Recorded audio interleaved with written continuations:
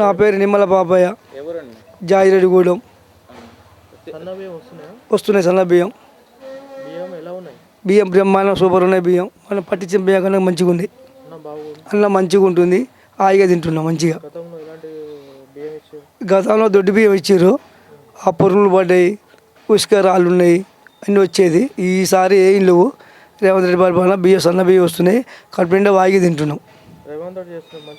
మంచి పని, సూపర్ పని చేస్తున్నాయి. సన్న బియ్యం ఆయనే ఆయన ఇలాకపోయినాం. రేవంత్ రెడ్డి ఇస్తా అన్నాడు మాట, సన్న బియ్యం ఇస్తుండు.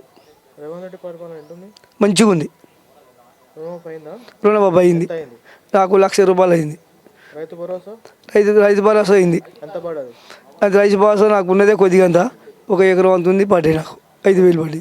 సన్న ఓట్లు నేను సన్న ఓట్లు పండించిన. బోనస్ 500 వచ్చింది.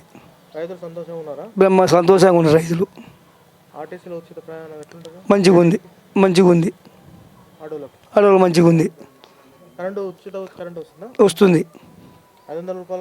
వస్తుంది. నాకు నెలకు 14,000 మిగులుతున్నాయి.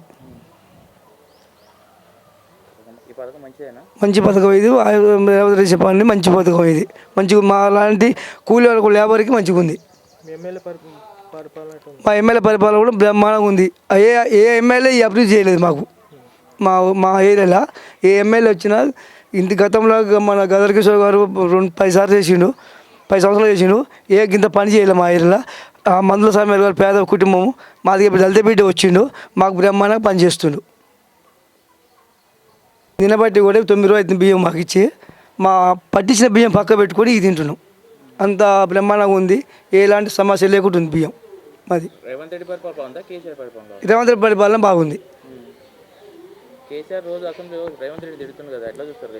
ఆయన ఏం తిడుతుండ్రు? చేయలేక తిడుతున్నా. ఆయన చేస్తుంటే వరవలాగా తిడుతున్నా. ఆయన రేవంత్ రెడ్డి చేస్తుంటే వరవలాగా తిడుతున్నా. ఆయన పనులు మంచి పని చేస్తుండు కదా, నాకన్నా మంచి పని చేస్తున్నా అనేది వరలాగా తిడుతుంది. కానీ ఆయన తిట్టేది ఏమి లేదు ఆడ.